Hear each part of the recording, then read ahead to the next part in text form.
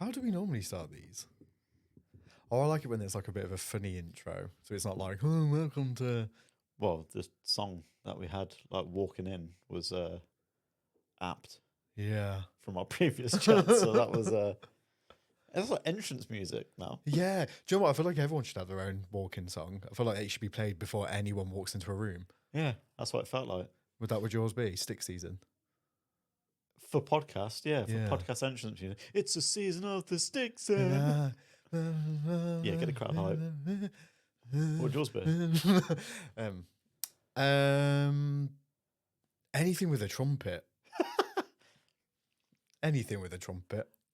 What are they called? Rizzle kicks? Rizzle kicks. Trumpet. Or even just like, I think as soon as you hear the opening to like Crazy in Love, it's game over. Yeah. It's just that ba da da da da da. Gone. Sass Queen. Oh God!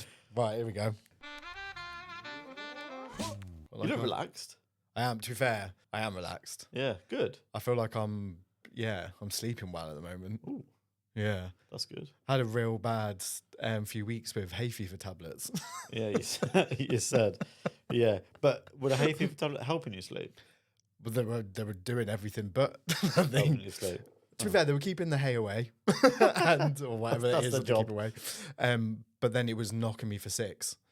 And do you know what made me laugh? Because I was reading through the side effects, and nothing else has changed apart from me taking these hay fever tablets. And it affects like 1 in 100 people, Oh, and you're it's that like one. drowsiness. And I was like, right, obviously, I would be the one to experience all of these side effects. Hay fever Cheers. is such a like. I don't know if it's got worse when you hit your 30s. Yeah. But like the conversation you have with people now is like, oh, hay fever's bad this year, isn't it? It's like, yeah, but we have that same conversation every year. But I don't normally get hay fever that bad. My son does, and he has special pink tablets. Oh, To be fair, his mum got them prescribed. They were like, because he was suffering good really shit. bad. Yeah, really good. But then I got it this year, and I was like, what the do you not just Why am think I as getting like it this a year? full-grown man, it's quite embarrassing to be allergic to plants? Yeah. How degrading. I know, but like your face literally degrades, like Yeah. it melts, and then you're trying to have a conversation and you're just crying, just It's screaming. literally just like you've been like spent like an hour and a half smoking weed. Yeah. Like it's hay fever, I promise. Yeah, like, are you okay? It's just the plants. The drowsiness. I was at a football game with Kaylin, one of the other parents, not English, so like he probably said it in like a way that he kind of knew how to say it, but Yeah. in English speaking, he said he's allergic to grass, and I was like, is that like the actual like the end? Is that what hay fever is? You're allergic to grass? I was like, well, no, it can't be because I'm not allergic to grass, but I got hay fever this year. What is it then?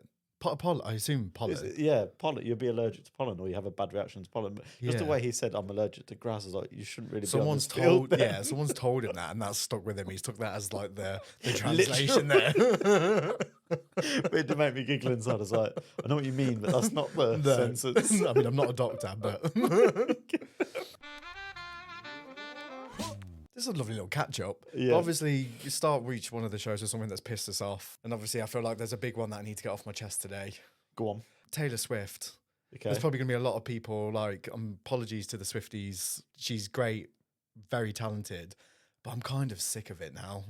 Like everything, every like New Music Friday, every chart, every time you go on Instagram, it's like Taylor Swift is there.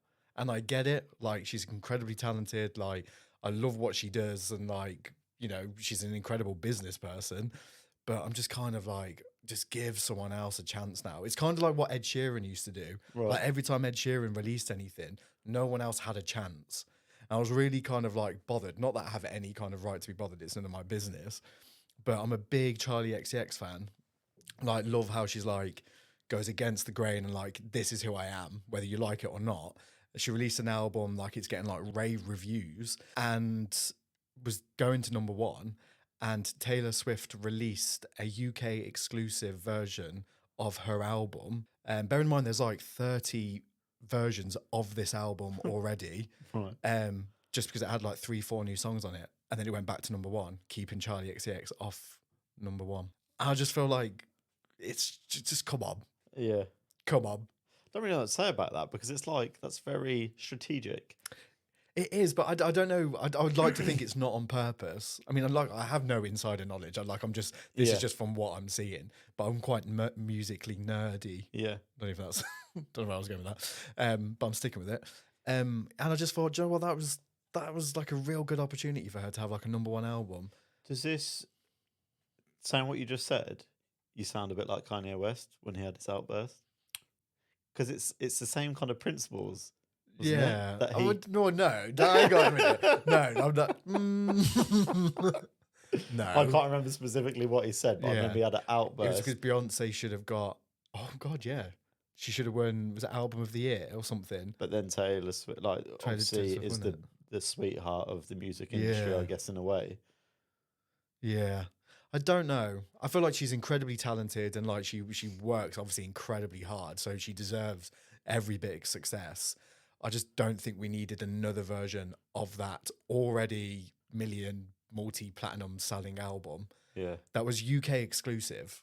And I just felt like it was kind of a bit of a dick move. yeah, yeah. I know what you mean. It's hard to disagree with what she does because obviously she's amounted that many fans that anything that she does do, it's the people buying it, Yeah. or downloading it or whatever. And it's unfair because I think we like the lesser known music above all Yeah. anyway. So then, but then it's really hard because I probably as soon as some say I'll be watching or listening to someone, as soon as they blow up and everyone likes them, then I like them less. Yeah. It's like your private little Yeah. thing. So it's a weird kind of relationship with music that I have Are you like anyway. that with friends? Um, well, I don't really make new friends as much anymore. I don't know why, but I feel like I get jealous when I see my friend with other friends. I know exactly what you mean, though, actually, because when I was younger, yeah, say you'd have a mate and he's from a different football team, Yeah. and then you bring him into your mates, and then they like him more than they like Yeah, you like for a period of right. time. Yeah, I regret bringing Won't be them doing in. that again. Yeah, similar to music. Is there anything that you'd like to get off your chest today? It's pissed me off in the last week. No, I always forget that this is like a key question that we start with, and Oh, you've done this a fair few times now. You should know that this is how I start my show. yeah. What's pissed me off actually is I've been like tracking my weight and what I eat and exercising what I feel like is really well. I do that well, but it's the eating side that Yeah. I will obviously snack or have a few drinks here and there, and then been doing it really well for 2 months or so, Mm. and the weight like isn't really shifting that much. However, so that's the bit that's pissed me off. Like you can feel like 2 months have been pretty disciplined. I'm like literally, it's counting calories. Yeah. Boring, but it seems to work for me. But I haven't, lost what I thought I would or hoped to. But however, I would say I actually do feel a lot better. Yeah. So it's the, but I guess people who are nutritionists or whatever, like, don't look at the number. If you feel stronger and better and healthier and all that stuff, then that's what we're aiming for. So that side of it, I'm happy, but I can't help but look at the number, Yeah. and I want that number to be a little bit less. Yeah. So that's annoyed me. Sorry, I Pissed me had a off little slight bit. panic then that I didn't press record, and it is. No, I think it's actually quite an important and quite a timely topic, and I completely relate to everything that you say because it is frustrating, and it is like you do get told like to ignore the numbers, like if you're feeling good, this, that, and the other, but you do want that almost like that little bit of validation that that number has dropped. Yeah. As you know, like I've been really like disciplined myself over like the past like month or so, with like going to the gym, swimming, like Yeah. almost like so consistent. And then the past couple of weeks where like I've noticed like I've hit burnout again, like I'm running on kind of like empty, experiencing high levels of stress. And what's happened? My like diet has gone completely out of the window. Yeah. Like there was, I think it was like I think there was 2 days last week where like I ate 2 tubs of Pringles, like not on the same day, but it was just like, what are you doing? Yeah. Like, and it's really kind of like alarmed me this time around, because I think because I was doing so well, and with everything that I'm kind of like doing at the moment, like really kind of like diving into why I behave a certain way, I genuinely think that the way I eat is a form of self-harm. Yeah, it's a people have it like they slip into that habit because it's their not defense mechanism, but It's a anything coping goes mechanism. anything Yeah, yeah. goes wrong or out of place, it will either be to make myself feel a bit better, things I can't control, I'll eat something comforting. Yeah, but it's annoying because it almost has the opposite effect. 100%. Like Yeah. it made me like so sad, like genuinely felt like this overwhelming feeling of sadness. Yeah. Because it was like I was almost like, Taylor, like you're really hurting yourself. Like you're overeating, you're binge eating. Yeah. Like you're getting upset about it, and it's like that little tiny little voice inside me is like, Taylor, you need to stop this. But like it was like something went into overdrive, Yeah. or like manual, just to be like, Yeah. nope. I don't think it's like a number that we want, like, because over the years, since a wedding, really, because that was where you actually target a number to get down to look as good as you can on the wedding It's day. a big day, isn't it? But you know, after that, that's not sustainable. So the number that I'm trying to get down to is like, that's what I want to live in, not just be like that for a holiday or something like that. I want to live in that weight and then be happy in that weight and have a day out eating like kind of freely. And then the rest of the week is still pretty maintained. So it's like a lifestyle that I'm trying to get to, but I just want to be a little. We'll get there. We'll get there. We will. But actually, I'm enjoying the process. So doing gym 5 days in a week, and then just not maybe eating and drinking as much as I would other times. I'm actually really enjoying that, and I'm just like, do you know what? It's a long term thing. Doesn't matter if it's not done in a month or 2 months. Hopefully, You in need 6 to be months, realistic it might with be. it, don't you? Exactly, yeah. And we're at that age where it's not as easy anyway. No, Fuck age. I know. like allergic to grass, like fat. Like I'm sick of this. I'm sick of this. Mature here, but the rest of it's not good. I want to talk to you about something. I don't know if you've seen this on social media. Have you heard of the term raw dogging? No. No? Do you want to talk about it? It depends. Well, we've got to talk about it because I wrote it down. Raw I can't. dog. Can I try and guess what it? Yeah, go Oh, on. no, Yeah, go on. Go I on, mean, guess. raw dog sounds like a little bit of sexualness in there, Yeah. but raw, not a good type of sexual. No. Is it some form of sexual act? No, you dirty perv. It's Is it food? no. It's where like there's this trend going around on social media now where men are staying awake on long haul flights, but they're not only staying awake, they're doing it with no headphones, like no form of entertainment, no water, and they're watching like the plane map Yeah. go across. And there's people on social media doing like 7-8 hours like plus raw dogging it on a plane. Why? I don't know. That was going to be my question. Why? I mean, there's no harm in anything that they're doing, but it still feels a little bit like disgusting. Yeah, like no. Why? We raw dogging on a plane. Why is it called raw dogging as don't well? know. There's no real link. And to be fair, I've took that. I haven't made that up. I've literally. Yeah. You can search it if you genuinely that. I haven't interested. heard of it. Don't want to hear it again. And I was going to say, I don't want to be rude, but I'm not interested in that as a trend at all. I just could not sit with myself for 7 hours on a plane, No, like with my own thoughts. no, spiral. Yeah. Oh no, that's horrible. And also, how I'd fall asleep. Talking of trends and uninteresting trends, I was in a car with my son after a drive, and he was chatting some absolute Bobski. And then just before I got out of the car, he goes, "Dad, English or Spanish?" I was like, "What?" But I was like at the end of the joke, so I was like, the end of listening to him jabber. Yeah. So what do you mean English or Spanish? He's like, English or Spanish? I was like, well, in what context? But it's a trend. Have you seen that on No. TikTok? He said it's a trend. I was like, what the fuck is that? English or Spanish what? Women? Football team? Yeah, but is it like a this or that? Yeah, I don't know. But after he said it, I saw a clip of it, and it still didn't make sense. I was like, why is this a thing? What, they're just saying, Someone was on a train, and the train was leaving the platform. yeah. And somebody outside the train put up just English or Spanish on their phone. And even the guy looking at it was like, And just, Why just those two? I don't That doesn't know. make sense. Someone can tell us.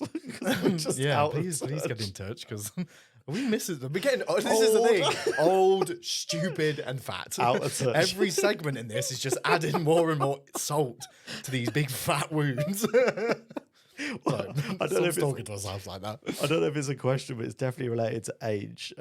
Right. So my story for you this week is my dad's gone on holiday for 3 weeks, just over.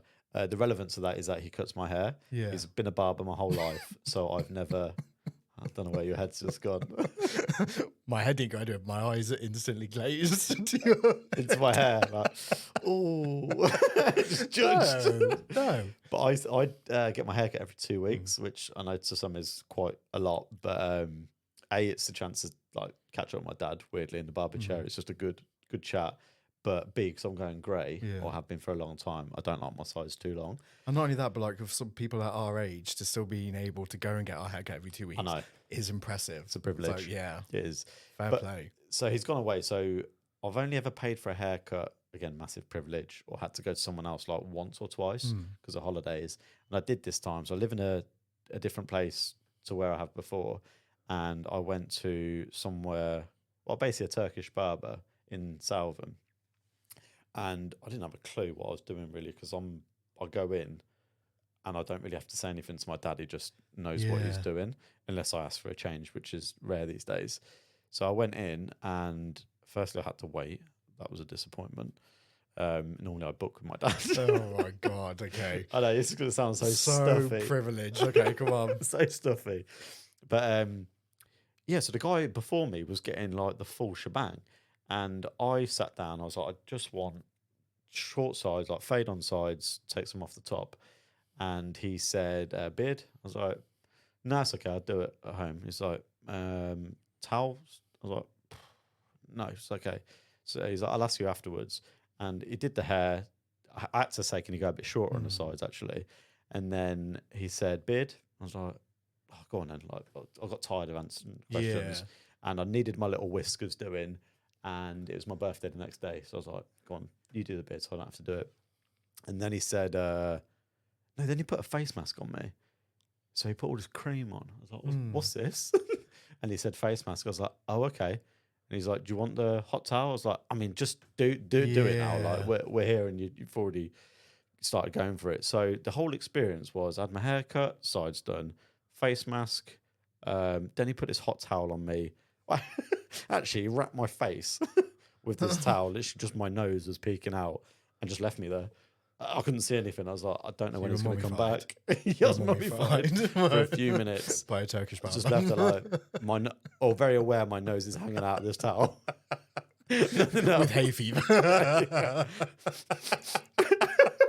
It's like the sauna smell, the steam room smell, the vaporized. But I was like, okay, I don't know what's coming up next. And then he took that off, and I was like, that immediately feels nice.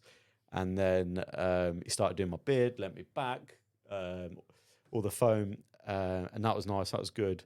Then he got he put like the sticky stuff up my nose with the cotton buds. For the nasal hair. I was like, never had this done before, and just left me there with these like Bugs Bunny cotton buds hanging out my nose, like almost sideways as well. I was like, I just feel a little bit violated right now. And then he left them in, sat there with his things out my nose, and then he got this like little jar, took it out. It was almost like again a really big cotton bud, and then lit the end of it. So it was on fire and just like whoosh, on my ear, both sides, like this hot flame. To get rid of the ear hair. I assume so. That wasn't expecting that. So it was just a bit like, what the fuck? Did that. He's like, you ready? I was like, no. Oh. Yeah, that was a lot. Never ever had that done before, but I felt like a new man. And then, he was like, you're done. And it was, I can't remember how much it was, 27 quid or something like that. Not too bad for all of that. But I felt violated, as I said. Yeah. But I kind of liked it. That was Out of 10. That's a 9. Oh, I wasn't expecting this. I thought you were coming at this as from an. I suppose I feel like everything comes from a negative space. It's just my default. That's quite high. So it was. I wouldn't do that every time I went for a haircut every 2 weeks. That's a bit of a luxury. You have but no nose left. yeah, I know. But I went and met Kasia afterwards, and she didn't know. Well, I didn't know I was going to get that done, and she was like, "You've fully been pampered." I was like, "Yeah, I kind of have actually, but I wouldn't do it every time." It was your 40th. You did deserve it. Fuck off.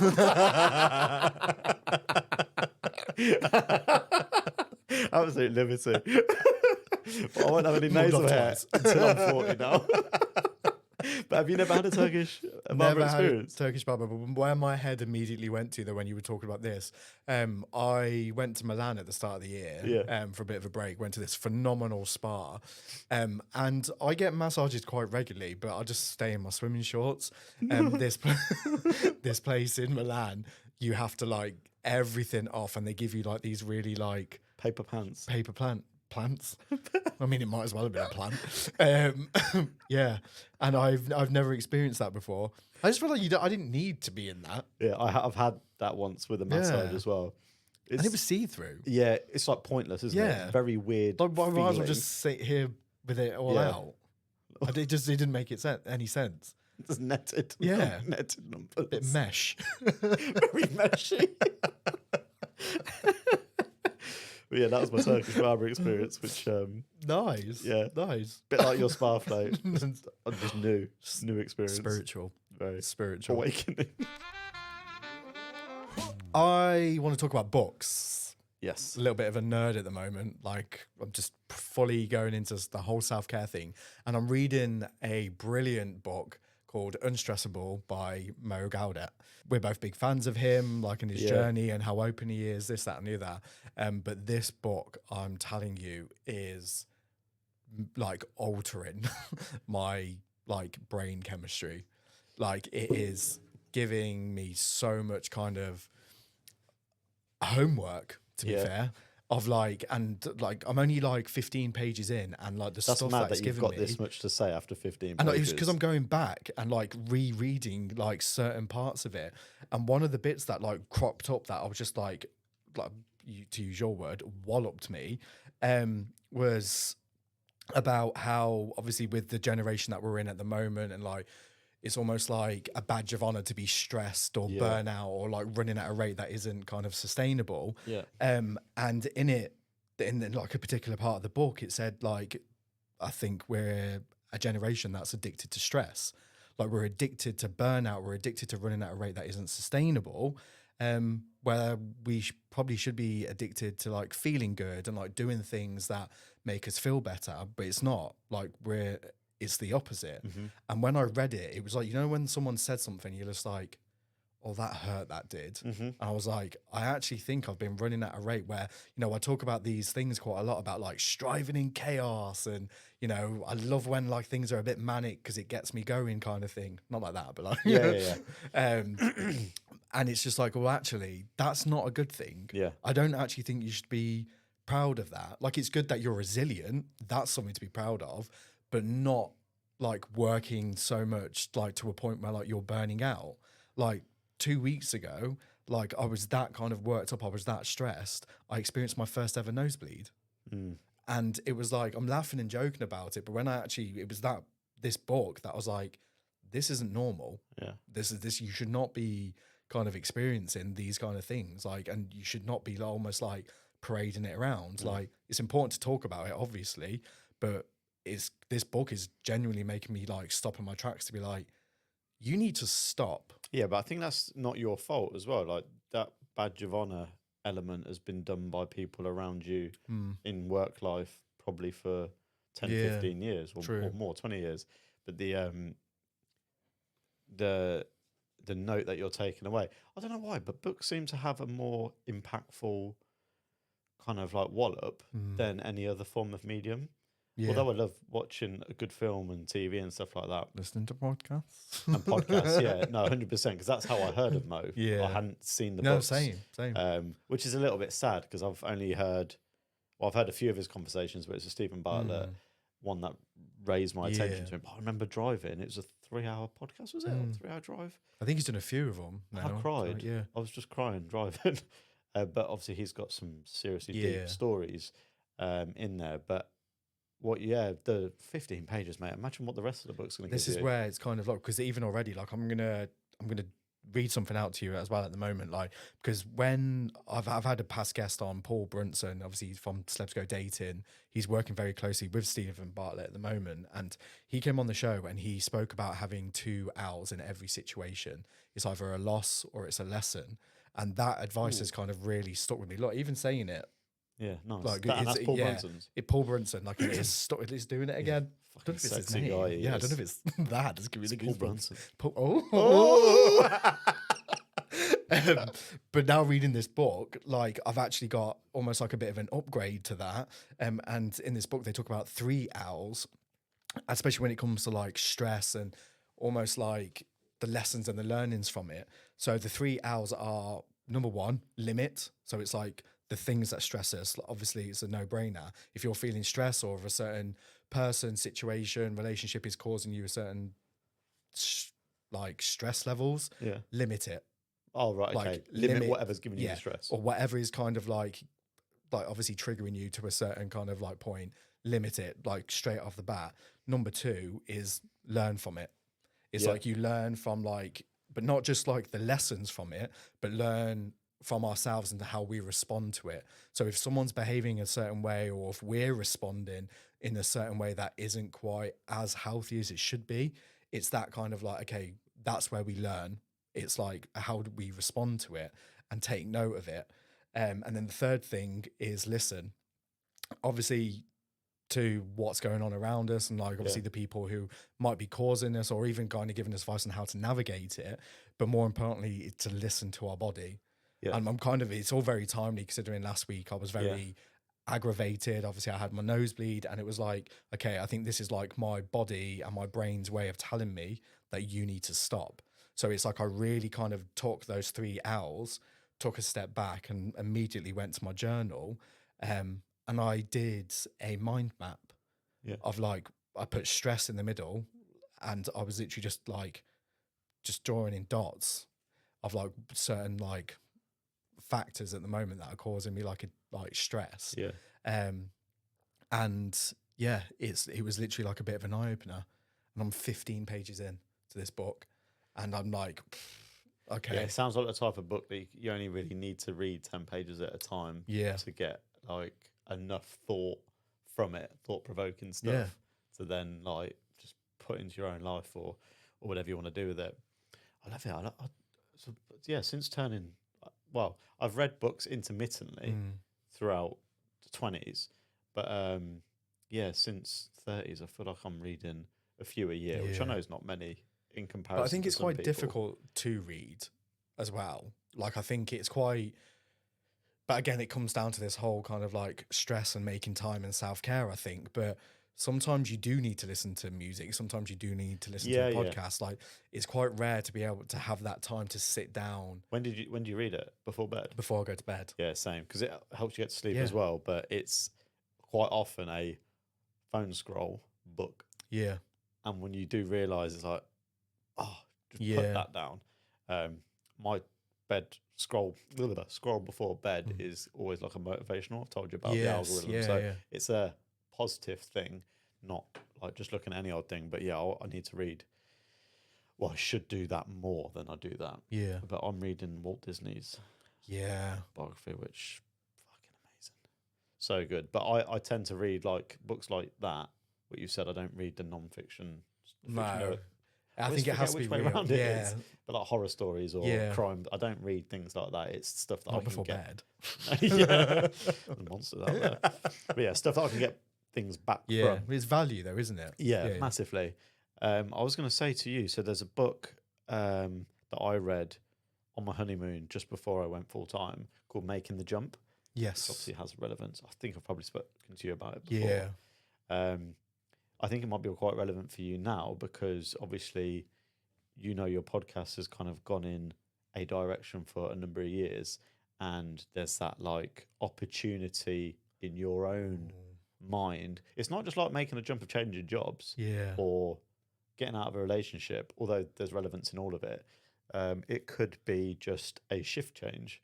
So I feel like there's because what that this book is, the author is telling his story of him making the jump. But what he did before he made the jump, he got loads of collections of stories from other people around the world of their version of making the jump. So it might be a someone who just works as a cleaner made a jump to open a coffee shop. Yeah. So it's not like grand in different ways that we think it would be. But I think the actual author was a solicitor or something like that. But he was really good at tennis and he made the jump to go pro and then go on the circuit that you need to do. So it's different forms of jumps. Not all of them work, as in they don't make a success, monetary, for example, out of it, but none of them regret it. So the kind of teaching that I got from it was like, you can read as many stories as you want. You'll never know unless you do it. Yeah. So You have to make your own with that kind of respect, yeah, don't you? yeah. It's a brilliant book. I absolutely loved Yeah, it. no, let me finish this one and I'll Yeah, I know it takes time. I jump can't do into two that. books at once. no.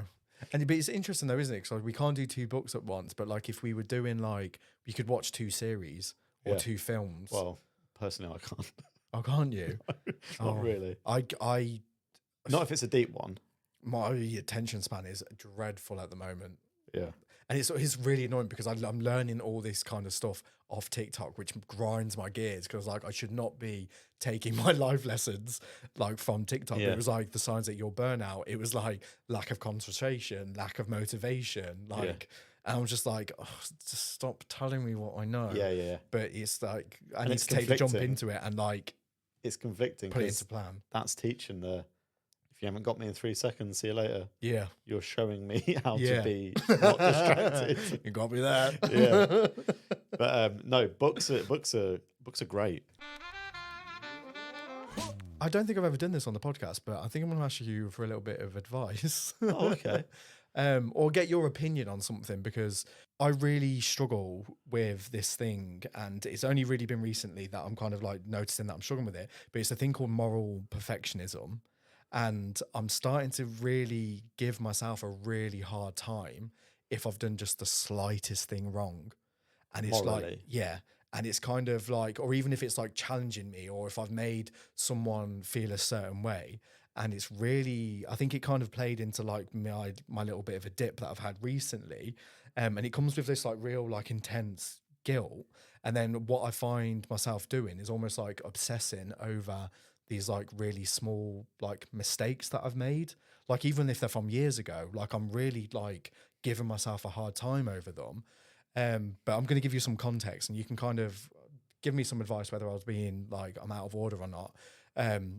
But I met someone at an event a few years ago, and I was with my partner at the time, and they were a little bit too flirtatious, a little bit kind of you kind of overstepping the mark, but like it's not too bad at the moment. I didn't quite mind it, but bear in mind I'm stood there with my partner. So the Yeah. first time that you have Awkward. met me, my partner is stood next to me.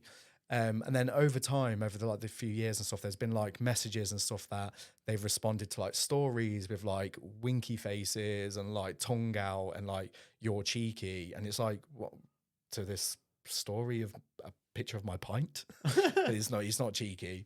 And then it got to a stage where there was an occasion where they massively overstepped the mark and they sent a photo that was completely unsolicited. Like I've given you no reason for you to send me a photo like that. But I ignored it. I just cracked on. Like I was just like, I'm stepping away from this whole conversation. Were you still with the person? Yeah. So still with my partner. And then recently I had a guest on the podcast a few weeks ago who this person knows, and they were messaging constantly like, oh, I don't know that you knew this person. Like, oh, the only reason you've had him on the podcast is because you fancy him. It wasn't the case in the slightest. Like I just really wanted to talk to him. Like he talks about skincare and obviously it's a big thing for me at the moment with like self-care and stuff like that. And it got to a stage where I snapped and I just responded to him and said, grow up. And then he responded with, oh, I'm nearly 40. Like I'm pretty grown. He. And I was like, you've just proven my point.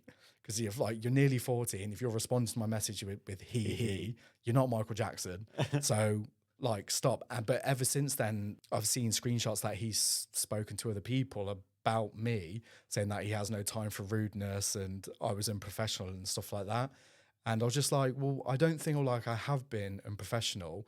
But that's that little moral thing at the back, like maybe I didn't handle that situation as well as I could. However, you've kind of pushed me to a point where I've had to kind of be really strict with my language that I'm using, because quite clearly you're not taking a hint. Sorry, that was a lot of information, but I've waited for weeks to get that off my chest. Well, here you are, the waffle. Yeah. This is what it is. Well, it sounds like everything's unsolicited there. Like you're having to deal with someone's emotions that you aren't like in any form of relationship with. Yeah. I really don't want to sound like I know what I'm talking about in terms of psychology or feelings. Cause no, but I think it was just like, I don't know if I was looking for validation, or I just kind of wanted to get off my chest, because I don't talk about relationships like on the podcast. I don't really kind of open up about that kind of stuff. But it's really bothered me because, one, I don't think I am unprofessional. I think professionally and personally, like I am who I am. Yeah. But the fact, like I think why it really bothered me is because I have this real kind of fear, I guess, or a real bad experience of reacting a certain way and people remembering my action or my reaction. But people are so quick to forget their actions or other people's actions that have kind of led to the reaction. And it kind of it really bothered me. And it's not like I can quite clearly say and quite proudly say, like, I don't really care about his feelings, because you crossed the boundary with me and it wasn't okay. But it just kind of like, I don't know, it's kind of sat with me a little bit to be like, maybe you were a little bit too harsh. Maybe I could have been a little bit softer. Well, you said that you snapped. Yeah. So I guess by that sense, you've not actually like thought about your response. You've just I just literally went straight into it. Me off, and whatever I say is based on like that reaction. So then that could maybe just be the thing that you like, do you know what, maybe I could have thought about it, and you would have said what you said, but in a different worded way. That's maybe the only thing that you could have done better. You've just probably been pushed. Yeah. Because everything that they're doing or saying, you've not been given any misleading information. But this is what I was doing. I was going back through messages to see if like I'd given off any like wrong signals or anything like that. But it's literally like one word answers. Sometimes I didn't even respond. I just ignored it. Yeah. It was like an older version of Taylor kind of crept in, that I don't respond like that anymore, or I wouldn't, or it takes a lot for me to get to that point. Because that's when I was just like, I think I did almost like self-validated a little bit to be like, well, actually, that wasn't my behavior that led to that reaction. Like I've said, like plenty of times, like I'm in a relationship. Like take a hint. Like I'm not interested. And then because you haven't got what you wanted out of that outcome, now I'm being kind of labeled as the problem. When in fact, I don't believe I was the problem. The problem is you didn't respect the boundary that I put in place. So if anything, I feel like my reaction was worthy. Yeah. Maybe just don't delete the chat or anything like that. No. Because... And to be fair, there's plenty of screenshots now anyway. Yeah. And there's a lot of not a lot of other people, but there's been a few people who are at the same event that I have spoken to, and they've all picked up on the same vibe. So I'm not the problem, baby. Yeah. Not this time. keep being you. I don't think you've done anything out of... From what you've said, you haven't done anything out of that took a lot to me to say that as well, actually. Yeah, I don't normally talk about there's a microphone here. It's yeah. quite a big story. Whether you put that in or not. Oh, I'm keeping that in because he needs to know you don't treat people like that. Or if like you overstep boundaries, like you're a 40-year-old man. Yeah. Sometimes stop using he. That is a massive red flag. He. There's little obstacles that come up. They're like little testers. But I think it kind of like... You'll get worse. I'm sure you'll get worse. Well, yeah. I've loved this. This felt good. I've for me too as well. When you said about doing it, I was like... Did you point at someone on your card? Yeah, this little one here. I didn't know how it was going to fit in, but I'd had a conversation with my friend, and we celebrate our wins between ourselves, and no matter how small they are. And there was the topic of celebrating wins is not everyone is actually bothered by your wins. So you could go to your parents or close friends who you've had for years and say that like my podcast has got to, I don't know, 500,000 views or something like that, 1 million views, and to them it'd be like, oh, well done. I'm going out this weekend. Do you want to come? And like that would be it, skirted over. But to you, it's like there's actual fireworks inside of me right now, and I just want you to have those same fireworks as me. For me, it might be like any type of thing. We just want a massive like deal or client that I've actually been working on for like a year, and they're going to go ahead with a video or retainer or whatever. And then the reaction I get is just like very mute or limited, and it's wound me up before. Yeah. So I'm like, I want you to feel what I feel, because I feel fucking amazing, and I just want it. I want to share it somewhere. And my mate had experienced that just falling flat feeling, and I had to say to him, "Yeah, mate, no one actually cares. I found it out myself. No one cares as much as you. So it becomes very limiting with who you can share your wins with, because you only want to share it with people that are genuinely happy for you and are going to have a bit of back and forth. Do you think there's like a lack of understanding though for what you do? Because like if you're like, for example, one of my mates is a bus driver. If they came to me and was like, I mean, I'd be like, oh, fair play, mate, but I wouldn't fully understand like how much it actually meant to them. Yeah, but I would always ask more questions, so I tried to understand more. But that's just the person. Yeah. And I think, there's the understanding that people don't have, jealousy, because maybe It's a big one. you are doing something that they have Wish always they could. wanted to do. Yeah, that type of thing. And then they're just caught up in their own life. Like they've got their own wins and losses that they're doing every single day. So they can't give you that much energy back.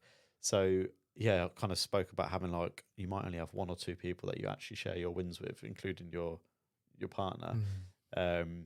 But when you do, just do it with them. Like even now, like I don't think I could. But it's also okay to celebrate the wins yourself. Yeah. Like it is more than okay just to, I think whether it's giving yourself a pat on the back or just giving yourself that, like, buy that pair of trainers, buy that t-shirt. Yeah. Because I think it's that you'll take your family out. Or, yeah. Oh yeah, all that. No, but like it doesn't have to be. We're very different for you. Sides of the spectrum.